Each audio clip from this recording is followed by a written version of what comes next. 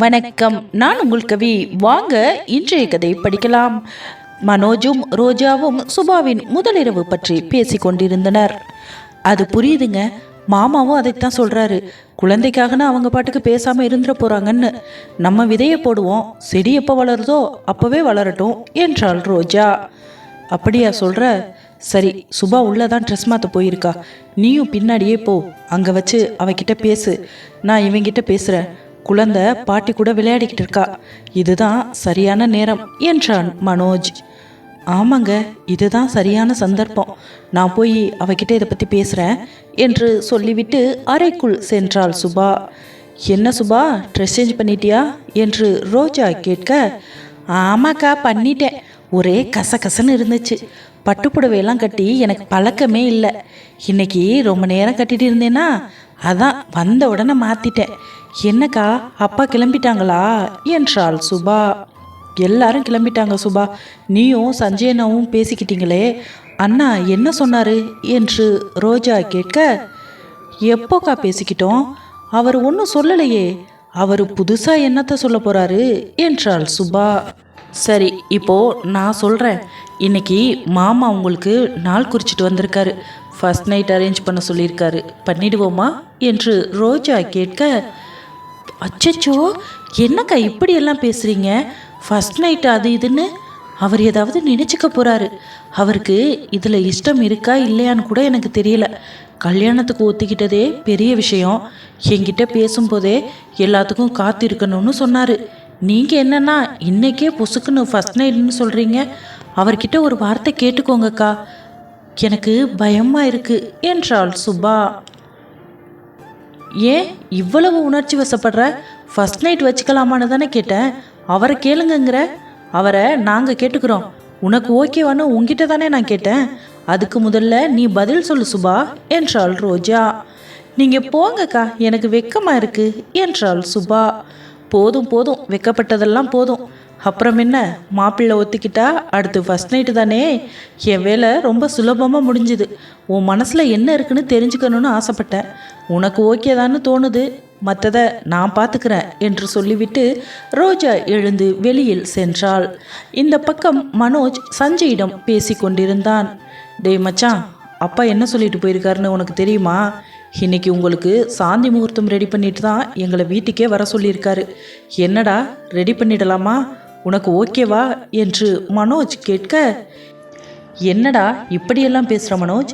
என் சூழ்நிலை என்னன்னு தெரிஞ்சும் நீயும் இப்படி பேசுறியேடா. உனக்கு எல்லாமே தெரியும் தானே. குழந்தை இருக்காடா. நான் என்ன ஃபஸ்ட் டைமாக கல்யாணம் பண்ணுறேன்? 2வது கல்யாணம் பண்ணியிருக்கேன். குழந்தைக்காகன்னு கல்யாணம்னு சொல்லிட்டு இப்போ அந்த அம்மா சொல்கிற மாதிரி எனக்காகன்னு நான் வாழ முடியுமா என்றான் சஞ்சய். சுபாவை பற்றி எந்த அபிப்பிராயமும் இல்லாதப்போ, அவளை பற்றி தெரியாதப்போ நீ குழந்தைக்காக கல்யாணத்துக்கு மட்டும் ஓகேன்னு சொன்னேன். இப்போதான் நீங்கள் 2 பேரும் ஒருத்தர் நல்லா புரிஞ்சிருக்கீங்களே. இங்கே பாரு சஞ்சய், உன் மனசுலையும் ஆசை கனவு எல்லாம் இருக்குது. சில ஆண்கள் தான் மனைவி கூட வாழும்போதே இன்னொரு பொண்ணை பார்க்கும்போது ஜொல்லு விடுறாங்க. இப்படிப்பட்ட ஆண்களுக்கு மத்தியில் மனைவி இறந்தும் இத்தனை வருஷமாக நீ உன் குழந்தைக்காக வாழ்ந்துக்கிட்டு இருக்க. அதனால் உனக்கு எல்லா உணர்ச்சியும் செத்து போச்சுன்னு நான் நம்ப மாட்டேன். உனக்கு சுபா மேல ஆசை இருக்குது. அதை யாருக்காக நீ மறைக்கிற? அவள் இப்போ உன் மனைவிடா. அவளை அனுபவிக்கிற எல்லா உரிமையும் உனக்கு இருக்குது. இதுக்கெல்லாம் வெக்கப்பட்டு ஒதுங்கி இருக்கக்கூடாது சஞ்சய். நான் என்ன சொல்கிறேன்னு உனக்கு புரியுதா? உன் மனசில் உள்ளதை ஓப்பனாக அவகிட்ட சொல்லு, பேசு. அப்போதான் நீங்கள் இன்னும் அதிகமாக நெருக்கமாக முடியும். அதை விட்டுட்டு வெக்கப்பட்டுக்கிட்டு அவகிட்ட எப்படி சொல்கிறதுன்னு ஈகோ பார்த்துட்டு இருந்தீங்கன்னா வாழ்க்கை ஓடி போயிடும். அப்புறம் வாழவே முடியாது. குழந்தைக்காக ஆரம்பித்த வாழ்க்கை குழந்தைக்காகவே முடிஞ்சிடக்கூடாது. கேட்டல்ல சுஜி சொன்னதை. இனி அவள் உங்ககிட்ட ஒரு தம்பி வேணும்னு கேட்டு அடம் பண்ணிக்கிட்டே இருப்பா. அவளுக்கு நீ என்ன பதில் சொல்ல போகிற? நீ அவளுக்கு ஒரு தம்பியை கொடுக்கணும்னு நினச்சா சுபா கூட சேர்ந்தா மட்டும்தான் முடியும். நீ என்னமோ ரொம்ப வெக்கப்படுற. நீ சொன்ன மாதிரி தான் இது ஒன்றும் உனக்கு முதல் கல்யாணம் இல்லை. நீயும் ஒரு கல்யாணம் பண்ணிட்டு குழந்தையும் பெற்றிருக்க. உனக்கு எல்லாம் தெரியும். சுபாவை எப்படி டீல் பண்ணுறதுன்னு உனக்கு தெரியும். இப்படி கண்டதை யோசித்து ஃபீல் பண்ணிக்கிட்டே இருக்காமல் வாழ்க்கையில் அடுத்த கட்டத்துக்கு போகிற வழியை பாருங்க. அந்த பொண்ணு பாவம், உன்னையே நம்பி வந்துட்டா. அவளுக்காக நீ என்ன சுகத்தையும் சந்தோஷத்தையும் கொடுக்க போகிற என்று அவனுக்கு புத்திமதி சொன்ன மனோஜ், காதலிக்கிறீங்க, காதலையும் சொல்லிக்கிறீங்க, ஆனால் முதலிரவு மட்டும் வேண்டான்னு சொல்கிறீங்க. எப்படிடா உங்களால் மட்டும் உங்களை கண்ட்ரோல் பண்ணிக்க முடியுது? ஒரே ரூமுக்குள்ளே 2 பேரும் இருக்கும்போது எப்படி ஒருத்தர் மேலே ஒருத்தருக்குள்ளே ஆசையை கண்ட்ரோல் பண்ணிப்பீங்க? உங்களுக்கு ஆசையெல்லாம் வராதா என்றான் மனோஜ். ஆசை இல்லைன்னு யார் மச்சான் சொன்னது? எனக்கு சுபாவை ரொம்ப பிடிச்சிருக்கு. எப்போதும் விட இப்போ நான் அவளை அளவுக்கு அதிகமாக காதலிக்கிறேன். ஆனால் நானே சுபா கிட்ட நிறைய தடவை சொல்லிட்டேன், எல்லாமே உடனே நடக்கணும்னு ஆசைப்படாதேன்னு, எல்லாத்துக்கும் பொறுமையாக இருக்கணும்னு. இப்போ காஞ்ச மாடு கம்பிள விழுந்த மாதிரி நானே போய் அவகிட்ட எப்படிடா இதை பற்றி பேசுவேன் என்று சஞ்சய் மின்னு முழுங்கினான் வார்த்தைகளை. அட பாவி, போலீஸ்காரனா இருந்துக்கிட்டு ஒரு பொண்ணுக்கிட்ட பேச இவ்வளவு வெக்கப்படுற? போல்டாக இருக்க வேண்டாமா? அவள் இப்போ வெறும் சுபா இல்லை, உன் மனைவி. அவகிட்ட இருந்து எல்லாத்தையும் எடுத்துக்கிற உரிமை உனக்கு இருக்குது. உனக்கு எல்லாத்தையும் கொடுக்குற உரிமை அவளுக்கும் இருக்குது. குழந்தையை தூங்க வச்சுட்டா அப்புறம் என்ன பிரச்சனை? அதான் பாட்டி இருக்காங்கல்லடா என்று மனோஜ் சொல்ல, நான் இருந்தால் என் கூட தான் தூங்குவா. நான் வர லேட்டானா மட்டும்தான் பாட்டி கூட தூங்குவா. இன்னைக்கு கூட அவள் தூங்குற மாதிரி தெரியல. சுபா வந்துட்டால, இனி சுபா கூட தான் தூங்குவா. அப்படி இருக்கும்போது நான் எப்படி என்றான் சஞ்சய். அதெல்லாம் ஒரு விஷயமே இல்லை மச்சான். குழந்தை தூங்குறதெல்லாம் ஒரு விஷயமா? அப்படியெல்லாம் பார்த்தா உலகத்தில் யாருமே வாழ முடியாது. குழந்தை இருக்கும்போதே எப்படி ஹாப்பியாக இருக்கலான்னு இனிமே நீ பழகிக்கணும் மச்சான். இதெல்லாம் நான் உனக்கு சொல்லியா கொடுக்க முடியும்? சொல்லி கொடுக்குற அளவுக்கு எனக்கும் இன்னும் அனுபவம் இல்லை மச்சான். ஆக மொத்தம் உனக்கு சுபா கூட வாழ விருப்பம்தான். அது உண்மை தானே? உனக்கு சம்மதம்னு நான் எடுத்துக்கலாம்ல. குழந்தை இருக்கான்ற குழப்பம்தான் உனக்கு இல்லை. அதை சரி பண்ணிக்கலாம், அது ஒரு பிரச்சனையே இல்லை. மனசளவில் நீங்கள் 2 பேரும் இல்லற வாழ்க்கைக்கு ரெடி ஆகிட்டிங்கன்னா எல்லாம் ஓகே ஆகிடும். சுபாவோட சம்மதத்தை கேட்க ரோஜா போயிருக்கா. அவளுக்கும் இது ஓகேனா இன்றைக்கே உங்களுக்கு சாந்தி முகூர்த்தம் நடக்கிறது தான். இதில் எந்த மாற்று கருத்தும் இல்லை. அப்பா நாள் குறிச்சிட்டாரு, சொல்லிட்டு தான் போயிருக்காரு. குழந்தைய நாங்கள் சமாளிச்சுக்கிறோம். நீ உன் வாழ்க்கையை சந்தோஷமாக ஆரம்பி மச்சான். வாழ்த்துக்கள் என்றான் மனோஜ். டேய், என்னடா என்னை இப்படி மாட்டி விடுற? திடீர்னு எப்படி மச்சான்? அவள் என்ன நினைப்பா? ரோஜா அவகிட்ட பேச போயிட்டாளா? ஏதாவது நினைச்சுக்க போறாடா? ஒரு மாதிரி சங்கடமா இருக்கு என்று புலம்பினான் சஞ்சய். அதெல்லாம் என் பொண்டாட்டி கில்லி மாதிரி இப்போ சம்மதம் வாங்கிட்டு தான் வருவா பாரு. நீ புது மாப்பிள்ளைடா, ரெடியாகு. சாந்தி முகூர்த்தத்துக்கு நேரம் ஆயிட்டு இருக்குல்ல என்று சொல்லிவிட்டு வெளியில் சென்றான் மனோஜ். ரோஜா மனோஜ்காக ஹாலில் காத்திருந்தாள். என்ன ரோஜா, சுபா கிட்ட பேசிட்டியா? என்ன சொன்னா என்று மனோஜ் கேட்க, அதுக்கு முன்னாடி அண்ணன் என்ன சொன்னார்னு சொல்லுங்க. அவர் என்ன பதில் சொன்னார்னு கேட்டாதான் நான் ரிலாக்ஸ் ஆவேன், இல்லைன்னா என் மண்டையே வெடிச்சிடும் என்றாள் ரோஜா. எல்லாம் ஓகே தான், க்ரீன் சிக்னல் தான் என்றான் மனோஜ். சூப்பருங்க, அப்போது என் சைடும் க்ரீன் சிக்னல் தான், ஓகே ஆயிடுச்சு என்றாள் ரோஜா. அதெல்லாம் ஓகே ரோஜா, ஆனால் அவன் குழந்தைய நினச்சி ரொம்ப ஃபீல் பண்ணுறான். குழந்தைய வச்சுக்கிட்டு எப்படிடான்னு சரியாக வருமானு ஃபீல் பண்ணுறான் என்றான் மனோஜ். குழந்தைய நம்ம இருக்கிற வரைக்கும் தூங்க வச்சு பாட்டிக்கிட்ட கொடுத்துட்டு போயிடலாங்க. பாட்டிக்கு இதெல்லாம் புரியும். அவங்கக்கிட்ட சொல்லிட்டு பார்த்துக்க சொல்லலாம். அவங்க 2 பேரும் வாழ்க்கையில் இணைஞ்சிட்டாங்கன்னா அதுக்கப்புறம் யாரும் அவங்கள பிரிக்க முடியாதுங்க. இனிமேலாவது அவங்க வாழ்க்கை நல்லா இருக்கட்டும், நல்ல நேரத்திலேயே எல்லாம் ஆரம்பிக்கட்டும் என்றாள் ரோஜா. அவன்கிட்ட சொல்லியிருக்கேன் ரெடியாக சொல்லி, ரெடி ஆகிட்டுருக்கான். அவன் ரெடியாகி வெளியில் வந்துட்டானா அவங்க ரூமை போய் நம்ம ஏதாவது டெக்கரேட் பண்ணி கொடுக்கலாம் என்றான் மனோஜ். ஆனால் குழந்தை இது எதுக்குன்னு கேட்டானா அவளை எப்படி சமாளிக்கிறது? ஃபஸ்ட் நைட் ரூம்னா ராஜிக்கு ரெடி பண்ண மாதிரியெல்லாம் நம்ம ரொம்ப பண்ண வேணாங்க, ரொம்ப எளிமையாக பண்ணி கொடுக்கலாம் என்றாள் ரோஜா. ஏதோ ஒன்று பண்ணுறோம், ஆனால் இன்னைக்கு அவங்களுக்கு சாந்தி முகூர்த்தத்தை பண்ணுறோம் என்று உற்சாகமாய் சொன்னான் மனோஜ். அதுக்கு ஏங்க நீங்கள் இப்படி குதிக்கிறீங்க? என்னமோ உங்களுக்கே சாந்தி முகூர்த்தம் மாதிரி என்றாள் ரோஜா. பின்ன இல்லையா? அவனுக்கு மட்டுமா இன்னைக்கு சாந்தி முகூர்த்தம்னு நினச்சிக்கிட்டு இருக்க? நமக்கும் தான். நானும் இப்போது ஃபுல் மூடில் இருக்கேன். வீட்டுக்கு போன உடனே நமக்கும் ஃபஸ்ட் நைட்டு தான் என்றான் மனோஜ். மாதம் பல ஓடிடுச்சு, இப்போதான் உங்களுக்கு ஃபஸ்ட் நைட் ஆக்கும் என்றாள் அவள். எல்லா நைட்டுமே எனக்கு ஃபஸ்ட் நைட்டு தாண்டி. சரி வா, இப்போ அவங்க ரூமை ரெடி பண்ணலாம் என்றான் மனோஜ்.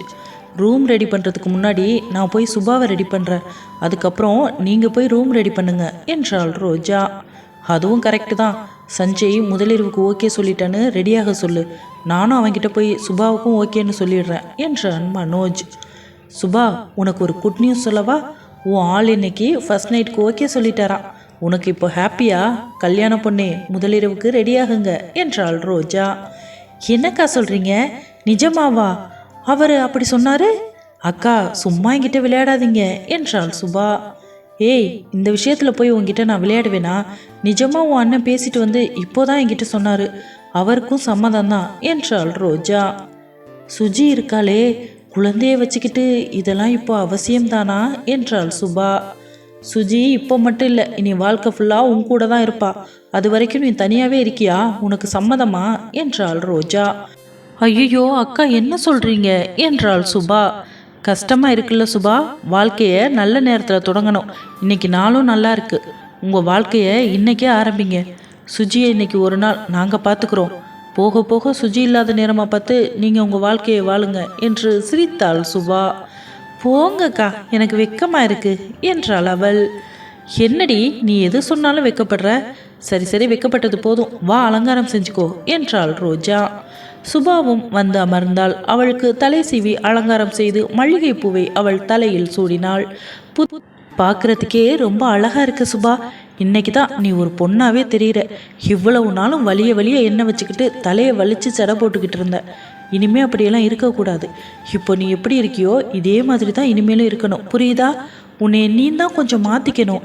நீ இப்போ வெறும் சுபா இல்லை, இனிமே நீங்கள் திருமதி சுபா சஞ்சய், தெரியும்ல? அதுக்கு ஏற்ற மாதிரி நடந்துக்கணும், புரியுதா என்றாள் ரோஜா. புரியுதுக்கா, நான் என்னைய மாற்றிக்கிறேன். அவருக்கு ஏற்ற மாதிரி நானும் என்னை மாற்றிக்குவேன். 4 இடத்துக்கு கூட்டிகிட்டு போய் அவர் என்னைய பொண்டாட்டின்னு அறிமுகப்படுத்தும் போது மதிப்பாக இருக்கணும்ல. நானே நினச்சிக்கிட்டு தான் இருக்கேன். நான் இப்படி பேசுகிறத கூட மாற்றிக்குவேன். என்னை நினச்சி நீங்கள் ஒன்றும் கவலைப்படாதீங்க என்றாள் சுபா. சரி சரி, நீ இங்கேயே இரு, நான் போய் சுஜி என்ன பண்ணுறான்னு பார்த்துட்டு வரேன். அதோட அண்ணனும் ரெடி ஆகிட்டாரான்னு பார்த்துட்டு ரூம் அலங்காரம் பண்ணுறேன்னு சொல்லிட்டு போனேன். ஓ அண்ணன் என்ன பண்ணிகிட்டு இருக்காருன்னு பார்த்துட்டு வரேன் என்று சொல்லிவிட்டு ரோஜா வெளியே சென்றாள். இங்கே மருது தனியாக சாப்பிட்டு கொண்டிருந்தார். மகள் திருமணமாகி போனதை நினைத்து சந்தோஷப்பட்டு கொண்டிருந்தாலும் மனது ரணப்பட்டது. தனிமை அவரை வாட்டியது. என்ன, இன்னைக்கு தானே நம்ம பொண்ணை கட்டி கொடுத்துருக்கோம், அதுக்குள்ளேயும் என் பொண்ணு கூடவே இருக்கணும்னு மனசு ஏங்குது. அவளை விட்டுட்டு நம்ம எப்படி இருக்க போகிறோம்? பேசாமல் சுபா சொன்ன மாதிரி சுபா கூடவே நம்ம போயிருக்கலாமோ? நமக்கும் ஒரு ஆதரவாக இருந்திருக்கும், அவளையும் பிரியாமல் இருந்திருக்கலாம். என் பொண்ணை பிரிஞ்சிருக்கிறது இவ்வளவு கஷ்டமாக இருக்குன்னு எனக்கு அப்போ தெரியலையே. நமக்கு என்ன நடந்தாலும் பரவாயில்ல, என் பொண்ணு புருஷன் வீட்டில் சந்தோஷமாக இருக்கணும். நம்ம வாழ்ந்து முடித்தவங்க, அவங்க வாழ வேண்டியவங்க. அவங்களுக்கு இடைஞ்சலாக நம்ம போய் இருக்கக்கூடாது. எது நடந்தாலும் சமாளிப்போம், சுபா சந்தோஷமா இருக்கட்டும் என்று மனதிற்குள் நினைத்து கொண்டு படுத்திருந்தார் மருது. இங்கே ரோஜா வந்து சுஜியை பார்த்தாள். சுஜி பாட்டியின் அறையில் தூங்கிவிட்டாள். என்னம்மா, சுஜி அதுக்குள்ளேயும் தூங்கிட்டாளா? சாப்பிட்டாளா என்றாள் ரோஜா. அதெல்லாம் சாப்பிட்டா ரோஜா, காலையில் சீக்கிரம் எழுந்திரிச்சு தூங்கவே இல்லை, ஒரே ஆட்டம், அதுதான் அவளே அசந்து போய் தூங்கிட்டா போல. என்னம்மா இந்த பக்கம் வந்திருக்க என்றார் பாட்டி. இன்னைக்கு மாமா அவங்களுக்கு சாந்தி முகூர்த்தத்துக்கு நாள் குறிச்சிருக்காரு. அதான் இன்னைக்கு இரவு மட்டும் சுஜி கூட இருந்து அவளை தூங்க வைக்கலான்னு நினச்சிட்டு வந்தேன். ஆனால் நல்ல வேளை அவளே தூங்கிட்டா, அதுவும் நல்லதாக போச்சு. இன்னைக்கு ஒரு நைட் அவளை நீங்களே பார்த்துக்க முடியுமா? அவங்க வாழ்க்கையை அவங்க ஆரம்பிக்கட்டும் என்றாள் ரோஜா. என்னம்மா இப்படி கேட்குற? அவளை நான் தானே எப்பவும் பார்த்துட்ருக்கேன், அதெல்லாம் ஒன்றும் பிரச்சனை இல்லை, அவங்க சந்தோஷமாக இருக்கட்டும். இந்த நாளுக்காக தான் நானும் காத்துக்கிட்டு இருந்தேன். நான் சுஜியை பார்த்துக்கிறேன், நீ ஒன்றும் கவலைப்படாத என்றார் பாட்டி. நீங்கள் சாப்பிட்டீங்களா என்றாள் ரோஜா. நான் சாப்பிட்டு இப்போ தான் மாத்திரை போட்டேன், தூங்க தான் போனேன், எனக்கும் ஒரு மாதிரி கண்ணெல்லாம் அசத்துது என்றார் பாட்டி. சரிங்க பாட்டி, அப்போது நீங்கள் லாக் பண்ணிவிட்டு தூங்குங்க, நான் போய் அவங்கள ரெடி பண்ணிவிட்டு வீட்டுக்கு கிளம்புறேன் என்றாள் ரோஜா. சரிம்மா, பார்த்து பத்திரமா போங்க என்று சொல்லிவிட்டு பாட்டி கதவை தாளிட்டு கொண்டார். ரோஜா அங்கிருந்து வெளியே வந்தாள். சஞ்சய் ரெடியாகி ஹாலில் அமர்ந்திருந்தான். ரோஜாவை பார்த்தவுடன் கீழே குனிந்து கொண்டான். ரோஜா அவர்கள் அறைக்கு அலங்காரம் செய்து கொண்டிருந்த மனோஜை பார்க்க சென்றாள். என்னங்க, எல்லா அலங்காரமும் முடிச்சிட்டிங்களா என்று ரோஜா கேட்க, நான் மட்டும் எப்படி தனியாக செய்ய முடியும், உனக்காகத்தான் நான் காத்துக்கிட்டு இருக்கேன். அப்புறம் சுஜி தூங்கிட்டா, அதனால பயப்படாமல் அலங்காரம் பண்ணலாம் என்றான் மனோஜ். உங்களுக்கும் தெரியுமா அவ தூங்கினது என்று ரோஜா கேட்க, ஆமாம் நான் தான் பார்த்தேனே என்றான் மனோஜ். சரி சரி, அந்த பூவெல்லாம் எடுங்க, நானும் உங்களுக்கு ஹெல்ப் பண்ணுறேன் என்று ஒரு வழியாக அந்த அறையின் அலங்காரத்தை முடித்தனர். அலங்காரம் முடித்து வெளியே வந்த இருவரும் சுபாவையும் சஞ்சயையும் அறைக்குள் அனுப்பி வைத்தனர். அவர்கள் நினைத்தது போல் நல்லபடியா இந்த முதலிரவு நடந்து முடியுமா? பொறுத்திருந்து நாளை பார்ப்போம். இந்த கதையை பற்றி நீங்கள் என்ன நினைக்கிறீங்கன்னு கண்டிப்பாக கமெண்ட்டில் சொல்லுங்கள். நன்றி. இந்த கதை உங்களுக்கு பிடிச்சிருந்தா ப்ளீஸ் லைக் பண்ணுங்கள், ஷேர் பண்ணுங்கள், கமெண்ட் பண்ணுங்கள், மறக்காமல் சப்ஸ்கிரைப் பண்ணுங்கள். நிறைய பேர் வீடியோ பார்க்குறீங்க ஆனால் சப்ஸ்கிரைப் பண்ணுறதே இல்லை. ப்ளீஸ் சப்ஸ்கிரைப் பண்ணிவிட்டு உங்கள் பொண்ணான கையால் அந்த லைக் பட்டனை மட்டும் தட்டிட்டு போயிடுங்க. உங்கள் அன்பையும் ஆதரவையும் எப்பொழுதும் எனக்கு கொடுங்கள். ரொம்ப கஷ்டப்பட்டு கதை எழுதுகிறேன், அதுக்கு உங்களோட சப்போர்ட்டை முழுமையாக எனக்கு தரணும்னு கேட்டுக்கிறேன். நன்றி.